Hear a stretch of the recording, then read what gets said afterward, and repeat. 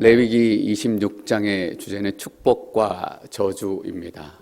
어떻게 보면 우리 신앙의 결론 또 믿음의 결론이다라고 얘기할 수 있을지도 모르겠습니다. 우리가 신앙 또 믿음이라고 생각하면 영적인 문제다라고 얘기할 때가 많습니다. 영적인 문제다라고 얘기할 때 우리는 이런 마음을 가지고 있습니다. 우리 신앙의 문제 또 우리의 문제는 우리의 머릿속의 생각과 관련된 문제다. 또 우리 마음과 관련된 문제고 보이지 않는 것들과 관련된 문제다. 여러분 26장을 쭉 읽어보시면 아시겠지만 축복과 저주의 문제는 너무나도 실제적이고 너무나도 우리 삶의 구체적인 문제입니다. 저는 26장의 축복과 저주에 대한 이야기들을 묵상하면서 영적인 문제라는 것은 여기만의 문제도 아니고 여기만의 문제도 아니고 보이지 않는 것의 문제가 아니라 실제로 우리가 호흡하며 우리 몸을 가지고 살아가는 삶의 문제이구나라는 것을 다시 한번 깨닫습니다. 레위기 26장 3절 4절 말씀 같이 읽겠습니다. 3절 시작. 너희가 내 규례들을 준수하고 내 명령들을 지키면 내가 너희에게 때마다 비를 내릴 것이고 그 땅이 수확물을 내고 들판의 나무들이 열매를 맺을 것이다. 축복과 저주의 구분 기준은 너무나 명확합니다. 우리는 복받은 인생이 되기 위해서 또 잘 사는 인생이 되기 위해서 세미나도 가고 또 책도 읽고 교육도 받습니다. 근데 성경이 우리에게 제시해주는 축복과 저주의 구분은 하나님의 말씀입니다. 하나님의 규례를 얼마나 지키는가, 하나님의 말씀을 어떻게 지키며 살아가는가 라는 이 삶의 모습이 우리 삶의 축복과 저주를 구분하는 유일한 기준입니다. 다른 기준이 있다라고 말씀하시지 않으세요. 오직 한 가지 기준이에요. 저는 하나님께 주신 이 한 가지 기준이 여러분에게도 유일한 기준이 되시기를 축원합니다. 여러분 지금 읽은 말씀 한번 보십시오. 너희가 내 규례들을 준수하고 내 명령들을 지키면, 다시 말씀드리면 말씀대로 살아가면 내가 너희에게 때마다 비를 내릴 것이고 비가 필요할 때 비를 내릴 것이고. 여러분 생각해 보십시오. 이 당시에 농사 짓는 사람에게 하늘에서 비가 오는 것보다 실제적이고 중요한 그런 사건이 있었겠어요? 그 땅에 수확물을 내고 들판의 나무들이 열매를 맺을 것이다. 여러분 농부에게 심은 나무 또 심은 곡식들이 열매를 맺는 만큼 중요하고 실제적인 문제는 없는 거예요. 어떤 의미냐 하면 직장 다니는 사람에게 직장에서 얼마나 생활을 잘하느냐, 장사하는 사람들에게 얼마나 많은 손님이 와서 얼마나 많은 이익을 남기느냐 똑같은 문제예요. 학생이라면 어떻게 공부해서 어떻게 시험을 잘 보느냐, 이렇게 구체적인 문제예요. 환자가 어떤 약을 먹고 어떻게 회복돼야 할까, 환자에게 가장 중요한 것은 그거잖아요. 농부에게 가장 중요한 것은 적당히 비가 내리고 그 비 때문에 또 햇빛 때문에 열매들이 잘 맺히는 거예요. 신앙은 우리가 어떻게 사느냐 하는 문제예요. 우리가 말씀대로 사는 것은 어떤 문제냐 하면 우리가 얼마나 잘 장사하고 얼마나 잘 먹고 사느냐 하는 문제와 직접 관련이 있다라는 거예요. 축복과 저주의 내용들을 여러분 돌아가셔서 함께 읽어보세요. 잘 먹고 잘 사는 내용들이 여기에 다 기록이 돼 있어요. 여러분 신앙, 믿음은 그냥 우리가 영적으로 충만하고 영적으로 감동을 얻는 그런 수준의 문제가 아니라 잘 먹고 잘 사는 문제예요. 예수 잘 믿고 하나님 잘 믿어야 잘 먹고 잘 산다라는 거예요. 전 여러분들이 이 하나님의 복을 발로 걷어 차시지 않았으면 좋겠어요. 유일한 기준이 뭐냐? 하나님 말씀대로 살아가는 것입니다. 26장 14절 15절 말씀 읽겠습니다. 14절 시작. 그러나 너희가 내 말에 귀 기울이지 않고 이 모든 명령을 행하지 않거나 너희가 내 규례를 거부하고 내 법도를 싫어해 내 모든 명령을 행하지 않고 내 언약을 어긴다면, 이후에 나오는 말들이 뭐냐 하면 씨를 뿌려도 헛일이 될 것이다. 하나님의 말씀대로 살지 않으면 열심히 살아도 헛일이 될 것이고 하나님 말씀대로 살지 않으면 열심히 장사해도 다 헛일이 될 것이다 라는 거예요. 여러분 조금 더 직접적으로 여러분 말씀드릴까요? 장사 잘 되기 원하세요? 하나님 말씀대로 사십시오. 이것만이 하나님께 주신 유일한 방법이라고 믿습니다. 근데 26장의 특징이 하나 있습니다. 신명기 28장에 가면 비슷한 내용들이 나와요. 신명기의 실제적인 본문의 결론을 내리면서 거기도 축복과 저주에 대해서 결론을 내립니다. 오늘 말씀하고 비슷해요. 공통점이 뭐냐 하면 축복보다 저주가 훨씬 길다라는 거예요. 다시 말하면 우리에게 주시는 경고의 말씀이다라는 의미를 가지고 있습니다. 우리가 얼마나 하나님 말씀대로 살지 않고 얼마나 우리 마음대로 살 것을 하나님께서 알고 계셨기 때문에 축복의 말씀도 주시지만 또한 그 말씀을 떠나지 말라라고 하셔서 저주의 말씀을 더 길게 주시는 거예요. 그런데 신명기도 마찬가지지만 레위기 26장이 단순히 축복과 저주로 끝나지 않습니다. 오늘 읽은 말씀이 26장의 세 번째 주제를 시작합니다. 40절 말씀 같이 읽겠습니다. 40절 시작.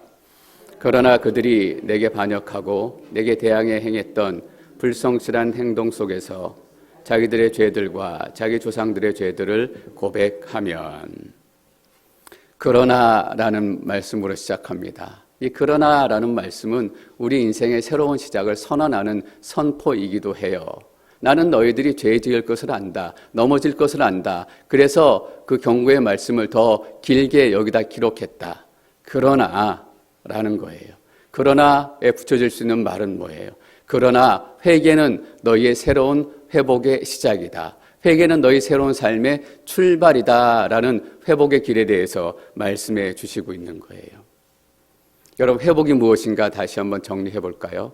회복이 무엇인가 하면 내게 반역하고 내게 대항했던 불성실한 행동, 하나님께 반역하고 하나님께 불성실하게 행동했다라는 것을 먼저 알고 깨닫는 거예요. 여러분, 죄를 모르고 살아가는 사람들이 얼마나 많은지 모르겠어요. 어른하고 아이들의 차이가 뭐예요? 아이들은 자기들이 잘못해도 뭘 잘못했는지 몰라요. 뭘 실수했는지 몰라요. 이 세상의 사람들이 정말 지금의 죄가 어떤 죄인지 깨닫지 못하고 살아가고 있어요. 대부분의 사람들이 이렇게 얘기한다고요. 나는 다른 사람들한테 해코지한 거 없어. 내가 무슨 죄를 졌다고 그래. 이렇게 얘기를 한다고요. 하나님 앞에 죄를 졌습니다. 그거는 더한 얘기예요. 내가 무슨 하나님 앞에 죄를 져요. 나는 그냥 열심히 살고 성실히 살고 나 나름대로 내 방법대로 착하게 살았는데 하나님 앞에 내가 악하게 했고 반역하게 행동했습니다 라는 것을 깨닫고 아는 사람들도 별로 없어요. 저는 이런 면에서 여러분들에게 새로운 출발이 보장되었다라고 믿습니다. 최소한 여기 계신 여러분들은 무엇이 하나님 앞에 반역된 행위고 무엇이 하나님 앞에 대항했던 행동인지 알고 계신 분들이에요.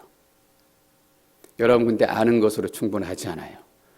행동 속에서 자기들의 죄들과 자기 조상들의 죄들을 고백하면, 인정하고 고백하는 거예요. 내가 잘못했다라고 속으로 생각하지만 잘못했습니다라고 고백하는 사람들은 더 적어요, 여러분.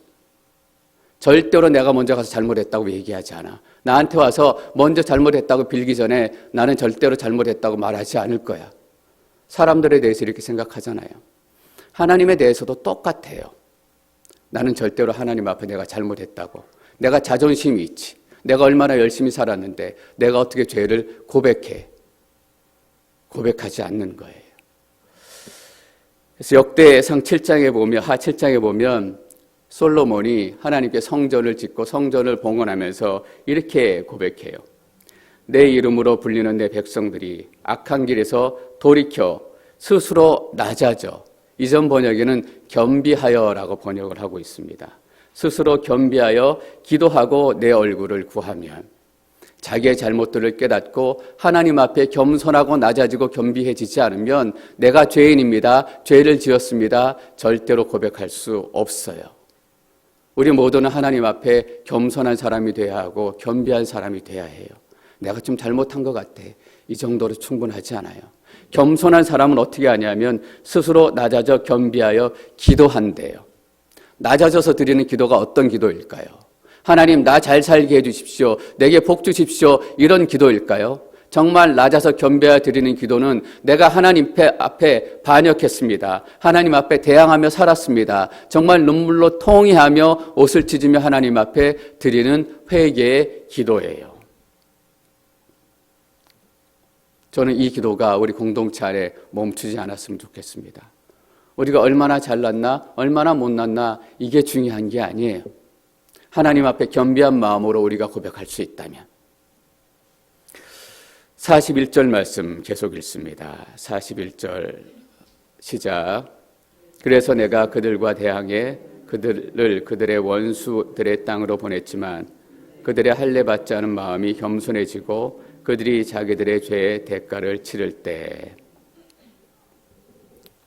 회개란 무엇인가? 무엇을 잘못했는지 알게 되는 거예요. 그리고 두 번째, 무엇을 잘못했는지 고백하고 기도하는 거예요. 세 번째는 뭐냐면 고백하고 기도한 대로 살아가는 거예요.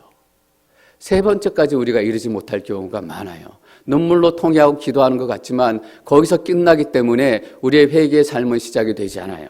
여기 보십시오. 할례 받지 않은 마음. 할례 받지 않은 마음은 하나님께 순종하지 않은 마음, 내 마음대로 살아가는 그런 불순종의 마음을 얘기해요. 순종하지 않은 마음이 어떻게 돼요? 겸손해진 거예요. 겸비해진 거예요. 하나님 앞에 고백하며 잘못했습니다라고 눈물 흘려요. 그리고 나서 어떻게 되어 있냐면 그들이 자기들의 죄의 대가를 치를 때, 여러분, 죄의 결과가 남아요.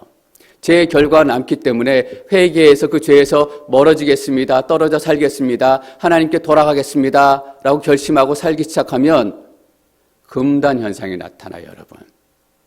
내가 이제 마약이 나쁜 걸 알았으니 마약을 끊어야 되겠다 라고까지 결심할 수 있어요. 근데 실제로 마약을 끊기 시작하면 고통스럽고 힘들고 그 마약의 대가를 치러야 돼요. 금단 현상이 나타난다고요. 마음이 불안해지고 손이 떨리고. 그래서 회개했던 그 고백을 실제로 살아내는 것을 여기선 죄의 대가를 치른다라고 얘기해요. 사람들은 이게 두려운 거예요.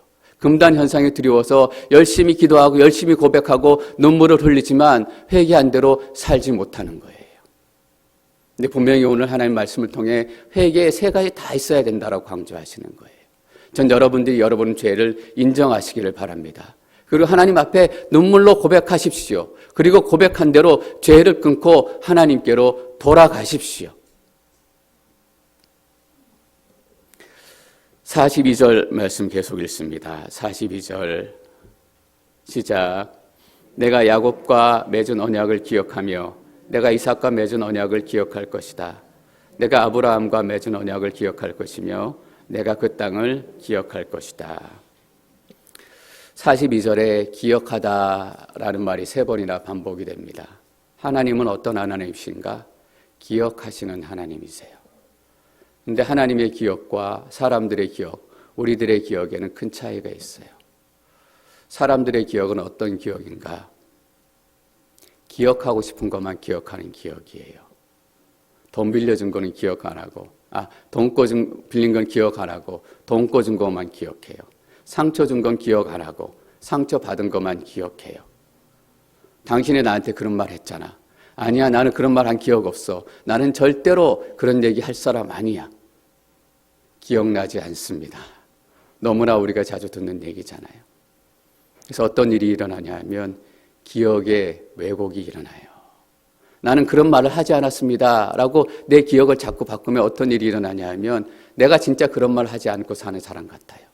분명히 다른 사람 상처 주고 다른 사람에게 어려운 말을 했는데 나는 절대 그런 말 하지 않는 사람이야. 마치 쇠뇌 거는 것처럼 그렇게 기억을 왜곡하고 조작해서 나는 그런 말을 절대 한 일이 없어. 기억나지 않습니다. 처음에는 기억나지 않는 척 하는 거예요. 근데 자꾸 기억나지 않는 척 하니까 진짜 기억이 나지 않아요. 우리는 기억하고 싶은 것만 기억하고 기억하기를 원하지 않는 것은 기억하지 않아요. 그 사람들의 기억은 어떤 특징을 가지고 있는가? 사람들의 기억은 추억이에요. 지나간 향수예요. 여러분, 향수라는 노래 혹시 아시는지 모르겠어요. 한 성악가하고 또 한 가수하고 불렀던 꽤 오래된 노래인데 참 가사말이 원래 시라서 너무 아름답잖아요. 제가 기억이 나서 한번 찾아봤어요. 넓은 벌 동쪽 끝으로 옛 이야기 지질대는 실개천이 휘돌아 나가고 얼룩배기 황소가 해설피라는 말이 해질 무렵이라는 말이더라고요. 해질 무렵에 금빛 게으른 울음을 우는 곳, 그곳이 차마 꿈엔들 이칠리야. 얼마나 아름다운 시예요. 이 시를 읽으면서 고향이 그리워지고, 그래서 이 제목이 향수예요. 향수라는 게 뭐예요? 고향이 그립다라는 거예요. 근데 우리의 기억은 그런 거예요. 향수 이상의 능력을 갖지 못해요. 아쉽고 안타깝고 다시 돌아올 수 없기에, 그래서 우리는 우리의 옛일들을 기억하면 늘 가슴이 시리고 가슴이 아프고, 그때 내가 잘했으면 미련이 남고 내 청춘이여 다시 한번, 그런 마음이 들어요. 근데 여러분 기억하셔야 합니다. 하나님의 기억은 과거가 아니라 현재예요. 여러분 보십시오. 내가 야곱과 맺은 언약을 기억하며, 이게 어떤 의미예요?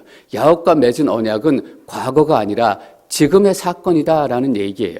이삭과 맺은 언약을 기억할 것이다. 그냥 과거의 추억이 아니라 이삭과 맺은 언약은 지금 너희들과 맺은, 지금 이루어지는 언약이다. 아브라함과 맺은 언약을 기억할 것이며, 뭐예요 여러분?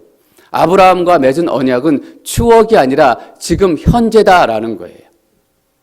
하나님께서 여러분들의 기도를 기억하세요. 의미가 무엇입니까? 하나님께서 여러분들의 기도를 현재 지금 이 시간 이루어가고 계시다라는 거잖아요. 하나님께서 여러분들의 고백을 기억하시다라는 의미는 어떤 의미예요? 하나님께서 내일, 한 달 후, 1년 후, 10년 후에도 그 고백을 기억하시고 그 기도를 기억하시고 이루어 가시겠다라는 약속의 선언인 거잖아요. 여러분 잘 기억하시기를 바랍니다. 우리의 기억은 향수고 미련이고 안타까움이에요. 그러나 하나님께서 기억하시는 것은 내가 그것을 반드시 이루겠다라는 약속의 새로운 선언이기도 한 거예요. 이삭과 맺은 약속이 뭐예요? 아브라함과 맺은 약속이 뭐예요? 이 가나안 땅을 너에게 축복의 땅으로 주겠다, 언약의 땅으로 주겠다라는 거예요. 43절 말씀 계속 읽습니다. 43절 시작. 그러나 그 땅이 그들에게 버려져 그들 없이 폐허로 남아있는 동안에 땅은 안식들을 누릴 것이다. 그들이 내 법도를 저버리고 내 규례를 싫어했기 때문에 그들은 죄의 대가를 치를 것이다. 43절을 또 그러나라고 시작을 합니다. 이 그러나는 어떤 그러나일까요? 하나님께서 야곱과 이삭과 아브라함과의 약속을 기억하시고 지금 이 시간 현재 약속을 이루어 가신다라는 의미인데, 그러나 내 현신을 보니까 내가 지은 죄 때문에 바벨론으로 포로로 끌려와 살고 있는 거예요. 이 그러나는 어떤 그러냐면 하나님의 약속의 말씀이 내 삶하고 달라요. 내 환경을 보니까 하나님의 약속이 이루어지지 않는 것 같고 하나님의 기억이 우리처럼 그냥 추억으로 머물러 있는 것 같아요 라는 거예요. 그래서 43절의 그러나는 현실의 상황을 보여주는 그러나예요. 보세요. 그러나 그 땅이 그들에게 버려져 그들 없이 폐허로 남아있는 동안, 그들이 나중에 하나님께 반역해서 바벨론으로 끌려갈 때를 미리 말씀하시는 거예요. 그때 끌려갔을 때 그들이 예루살렘을 보니까 예루살렘은 어떤 땅이에요? 돌무더기에 돌무더기만 남아있고 폐허가 남아있고 아무도 살지 않는 황폐한 땅이 되어버렸어요. 그래서 그러나예요. 근데 어떻게 표현하는지 여러분 기억하셔야 합니다. 폐허로 남아있는 동안 그 땅은 뭐라고 기록되어 있어요? 안식을 누릴 거래요. 여러분 이게 너무 중요한 얘기예요. 저는 농사는 안 지어봐서 모르겠는데 농사 짓는 분들이 그런 얘기 하시더라고요. 농사를 지으면 무슨 포도나 뭐 이렇게 이 과실수나 수박이나 토마토나 심다가 몇 년 지나면 또 몇 년을 쉬어야 한대요. 쉬지 않으면 땅이 다 헤어져 가지고 잘 그 곡물이 맺히지 않는다라고 하더라고요. 제가 찾아보니까 인삼은 한번 재배를 하고 나면 10년 동안 그 땅이 쉬어야 된대요. 쉬지 않으면 제대로 인삼이 맺히지 않는데요. 여러분 안식한다라는 것이 그것이에요. 안식한다라는 것은 사람들이 그 땅을 뺏어먹고 그 땅을 자기 마음대로 사용했기 때문에 안식하고 쉬고 다음 추수를 기다리는 시간을 보낸다라는 거예요. 여기서 안식한다라는 것은 어떤 의미냐면 회복을 준비하고 회복을 기다리고 이전보다 더 큰 열매, 더 과즙이 풍성한 열매, 더 달고 맛있는 열매를 맺기 위해서 땅이 쉬고 있다라는 거예요. 여러분 놀랍죠? 사람들이 보기에는 돌무더기밖에 없는 폐허로 보이지만 하나님께서 실제로 그 땅을 쉬게 하시는 거예요. 왜? 다시금 회복될 그 시간을 준비하고 계시기 때문이에요. 이스라엘 백성들은 어디에 있어요? 이때쯤이면 바벨론으로 끌려가서 소망도 없고 희망도 없고 내일도 없는 오늘이 어제 같고 어제가 그제 같고 그런 삶을 살아가요. 자기들을 끌고 온 사람들이 시키는 대로 일하고 밥 주면 밥 먹고 밥 조금 더 주면 조금 더 얻는 것에 기뻐하고 그렇게 살아가요. 절망이고 소망이 끊어진 그런 삶이지만 하나님께서는 그 땅을 안식하고 계시는 거예요. 여러분, 이 의미를 저는 여러분들이 깨달으시기를 축원합니다.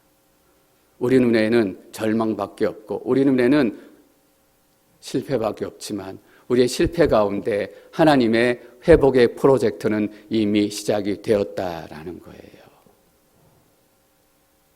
우리는 돌아가지 못할 것 같아요. 우리는 회복하지 못할 것 같아요. 우리는 다시금 일어서지 못할 것 같아요. 더 깊은 나락으로, 더 깊은 절망으로, 더 깊은 우울로 빠지고 있지만 그때 하나님께서는 우리가 새롭게 서게 될 그 약속의 땅을 쉬게 만들고 안식하게 만들고 그리고 우리가 그 땅으로 돌아갈 것을 아시고 기다리셨기 때문에 그래서 여러분, 우리가 회복되고 그 땅으로 돌아가면 우리는 이전보다 더 달콤한 열매, 더 풍성한 열매를 누리게 되는 거예요. 왠지 아세요? 그 땅이 폐허로 있는 것이 아니라 실제로는 안식했기 때문이에요. 전 여러분들이 어떤 감옥에 갇혀 있는지 모르겠습니다. 어떤 절망 가운데 갇혀 있는지 모르겠어요. 그러나 여러분, 영적인 눈이 열리시기를 축원합니다. 이미 하나님의 회복의 프로젝트는 여러분의 저 건너편에서 시작이 됐습니다. 여러분, 회개가 뭔지 아세요? 회개는 이 눈을 열어주는 거예요. 회개가 당장 현실을 바꾸지 않아요. 회개가 당장 돌무덤이 없어지게 만들지 않아요. 그러나 회개의 버튼이 눌러지면 하나님께서 저 돌무더기 안에서 안식을 시작하셨구나, 회복의 프로젝트를 시작하셨구나, 그것을 볼 수 있는 믿음의 눈, 영적인 눈이 열리기 시작하는 거예요. 똑같은 상황 같은데 회개한 사람하고 회개하지 않은 사람하고는 다른 삶을 살아갈 수밖에 없어요. 14절 말씀 계속 읽을까요? 14절 시작, 44절 시작. 그러나 이런 것에도 불구하고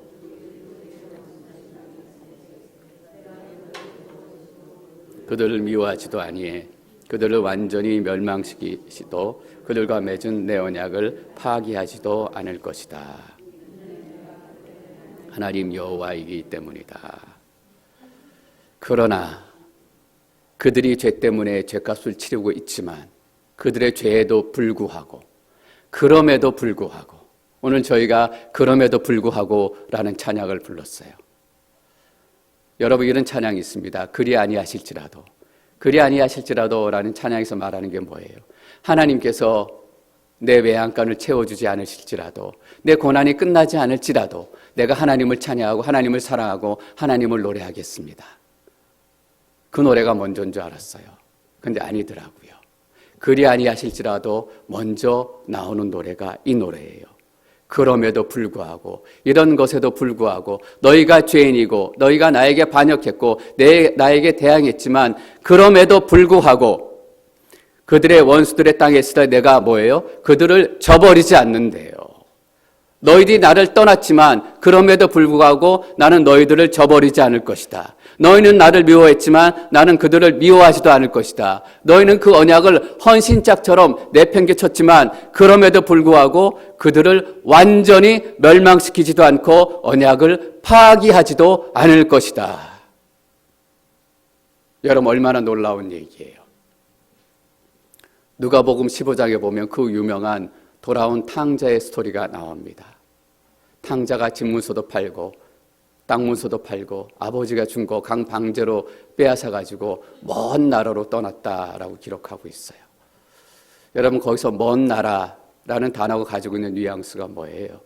먼 나라로 아들이 떠났다라는 것은 나는 다시 아버지 볼 일 없습니다. 나는 다시 이 집구석으로 돌아오지 않겠습니다. 내가 다시 아버지한테 찾아오는 일은 절대 없을 것입니다. 나와 아버지는 이제 끝이고 이별입니다. 라는 의미가 먼 나라가 가지고 있는 뉘앙스잖아요. 근데 아버지는 이 아들이 먼 나라로 떠난 그날부터 마을 어귀에 나와서 아들이 기다렸어요. 여러분, 혹시 이래서 그 아들을 기다렸을까요? 그 아들이 원래는 괜찮은 놈이었는데 어떻게 하다 보니까 친구 잘못 사귀어가지고 나쁜 마음이 들어가서 일순간적으로 사고를 치는 게 때문이야. 정신 차리면 애가 똑바로 잘 살게 될 거야. 소망이 있어. 성공할 수 있을 거야. 그런 기대하는 마음이 있어서 그 아들이 기다렸을까요? 저는 그렇지 않다고 생각해요. 그 아들이 여전히 망가지고 여전히 소망이 없고 여전히 희망이 없고 여전히 구제불능일지라도 그럼에도 불구하고 아버지는 아들을 기다린 거예요. 여러분 왠지 아세요? 이유는 딱 한 가지잖아요. 가능성 있기 때문이 아니라 아들이기 때문이에요. 여러분 44절 말씀 다시 한번 보십시오. 그들과 맺은 내 언약을 파기하지도 않을 것입니다. 왜냐하면 이유가 단 한 가지예요. 이는 내가 그들의 하나님 여호와이기 때문이다. 하나님께서는 여러분들이 가능성이 있어서 기다리시는 거 아니에요. 여러분들이 좀 괜찮아질까 봐, 멋있어질까 봐, 우리가 좀 그나마 빛이 번쩍번쩍 날까 봐 그래서 우리를 기다려주고 우리를 용서해주고 우리와 약속을 계속 지켜나가시는 게 아니에요. 왜냐하면 하나님께서 우리의 아버지시기 때문에 우리가 구제불능일지라도 우리가 소망이 없을지라도 우리가 여전히 엉망으로 살아갈지라도 이는 내가 그들의 하나님 여호와이기 때문이다. 여러분 2번 써요. 나는 너의 하나님이고 동시에 여호와다라고 얘기해요. 강조에 또 강조하는 거예요. 내가 너희들의 인생의 주인일 뿐만 아니라 여호와다. 여호와라는 말이 어떤 의미인 줄 아세요? 나는 절대로 언약을 깨트리지 않는 너희들의 하나님이다라는 거예요. 내가 너희들과 약속을 깨지 않기로 약속했다. 너희와 함께 하기로 너희를 떠나지로 않기로 맹세 맺었다. 너희의 하나님 되기로 하지 않았니? 그래서 내가 너희를 기다린다라는 거예요. 여러분 우리가 신앙이 좀 자랐어요. 신앙이 좀 성숙했어요. 성장했어요. 근데 조금 지나고 보면 예전하고 별 차이 없는 걸 느껴요. 저도 목사가 돼서 이전보다는 신앙이 많이 자라고 또 성경에 대해서 많이 알은 것 같아요. 근데 어느 순간에 보면 옛날하고 별 차이 없고 옛날처럼 그냥 그저 그런 인간인 걸 다시 한번 깨닫게 돼요. 하나님께서는 나의 하나님 되시기에 이 절망의 순간에도 고통의 순간에도 하나님께서 그 땅을 안식하시고 회복의 그때를 준비하시고 회복의 그때는 더 큰 열매와 기쁨을 우리가 맛볼 수 있도록 45절 말씀 계속 읽습니다. 45절 시작. 그러나 내가 그들의 하나님이 되기 위해 민족들이 보는 앞에서 이집트에서 그들을 인도해낸 그들 조상들과의 언약을 그들 위해 기억할 것이다. 나는 여호와다. 오늘 짧은 본문이지만 그러라라는 이 접속사가 4번이나 나와요. 반전에 반전에 반전. 이 그러나는 하나님께서 우리를 위해서 주신 소망의 말씀이에요. 마지막 그러나라는 것은 어떤 의미예요? 우리 인생의 전부를 완전히 바꾸고 전부를 완전히 터닝 포인트 시키는 우리 인생의 새로운 개조의 그러나예요. 소망이 도저히 없었던 너희들. 그러나 다시 한번 얘기하시잖아요. 언약을 그들을 위해 기억할 것이다. 언약을 기억한다라는 말은 그 언약이 현재 지금에도 유효하고 그 언약을 이루어 가겠다라는 하나님의 약속입니다.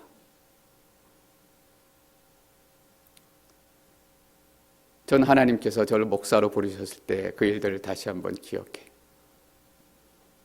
내가 너를 통해서 사람들을 회복시키기를 원한다.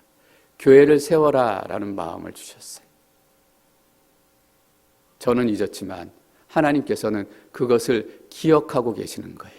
왜냐하면 그 일은 나의 과거의 추억과 향수가 아니라 하나님의 현재이기 때문이에요. 여러분 통해서 하나님께서 그 언약 이루어 가실 줄 믿습니다. 그리고 이렇게 얘기해요. 다시 한번 나는 여호와다. 이 말이 얼마나 의미심장한 말인지 하나님께서 나는 여호와다라고 말씀하시는 것은 계약서에 도장 꽝꽝 찍는 거예요. 앵커리지 교회에 좋은 소식이 하나 있어요. 하나교회 이전에 예건감리교회하고 또 섬기는 선교교회, 앵커리지 선교교회가 이렇게 합쳐서 새롭게 시작된 교회잖아요. 그래서 정영국 목사님이 시무하시고 하나교회로 이름 바뀌어가지고 한 1년쯤 됐죠. 근데 성전에 그전 성전을 팔고 미국 교회에 빌려가지고 새들어서 서러움을 겪으며 예배드리셨잖아요. 근데 얼마 전에 저기 15가쯤인가 조그만 건물을 새롭게 하나 계약을 하셨어요. 얼마나 계약하시면서 거기에 계약하러 가셨던 목사님이나 장로님이나 한 분 한 분이 마음이 두근거리고 깊었을까? 근데 끝까지 불안했을 거예요. 이 계약이 제대로 이루어질까? 이 계약이 마지막까지 갈 수 있을까? 론을 얻어야 된다면 론은 나올 수 있을까? 끝까지 불안했을 거 아니에요. 근데 마지막에 계약서에 사인하는 순간 이제는 됐다. 이제는 모든 것이 결정났다. 자랑하시려고 페이스북에 나고 사진 올리셨더라고요. 얼마나 적으셨으면. 그거예요, 여러분. 나는 여호와다라는 얘기가 이제 최종 사인을 했기 때문에 아무도 이 계약을 돌려서 바꿀 수 없다라는 거예요.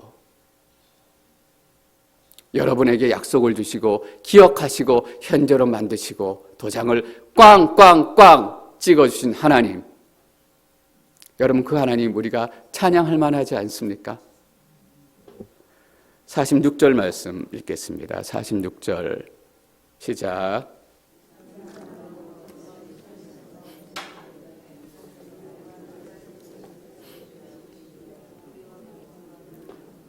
예, 시내산에서 하나님께서 이 약속을 맺는 이 순간의 출발점이에요. 이 약속으로 말미암아 이스라엘 백성들의 미래는 달라져요. 하나님께 도장 꽝꽝 찍으시고 이제 이 건물은 네 거다라고 넘기셨어요. 이제 이 인생은 내 안에 있다라고 결정하셨어요. 이 시내산 이후에 이스라엘 백성들은 에집트에서 노예살이하던 히브리인들이 아니에요. 이제 시내산에 하나님의 말씀을 받고 약속을 받고 광야를 떠난 이스라엘 백성들은 더 이상 노예가 아니라 하나님께서 너희들 통해 하나님의 나라를 이 땅 가운데 세우겠다라고 말씀하시는 이스라엘 나라가 된 거예요. 여러분 어디에 서 계세요? 저는 모세와 히브리인들과 함께 이 시내산에 함께 서고 싶은 마음이 있어요. 여러분 같이 서지 않겠어요? 나는 구찬이니까 안 가겠어요. 이런 분들 하나도 없으셨으면 좋겠어요. 도장 꽝꽝꽝 시키는 순간 이 약속이 우리 것이 되는 거예요. 여러분 26장의 주제는 무엇입니까? 축복과 저주, 그리고 저주 이후에 하나님께서 새롭게 열어놓으신 회복의 길이에요. 그 회복의 길이 무엇입니까? 우리의 죄를 인정하고 고백하고 고백한 대로 살아가는 거예요. 금단 현상이 있어요. 옛것을 끊는 건 쉽지 않아요. 고통스러워요. 그러나 회개의 삶이 시작되면 우리에게 새로운 회복이 시작되는 거예요. 목사님, 또 회개 얘기예요. 얼마나 자주 회개 얘기를 들었는지 모르겠어요. 이제 지겨워요.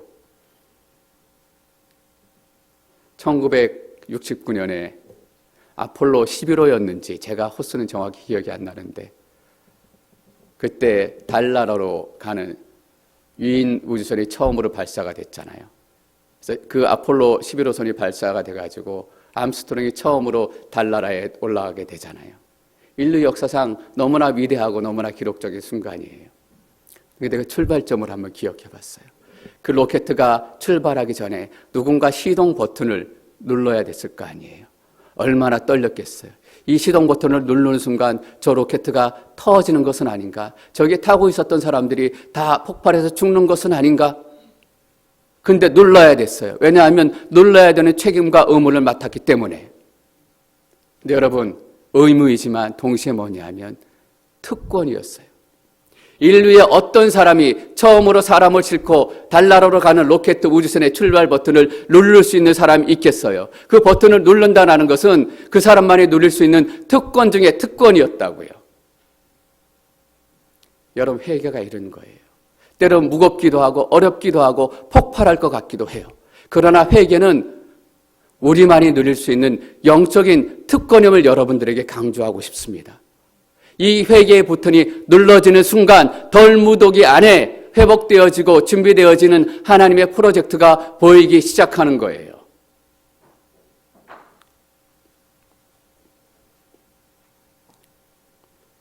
그래서 저는 여러분들이 이 회개가 부담이기도 하지만 또 특권인 것을 깨닫는 영적인 축복이 함께 누려졌으면 좋겠습니다.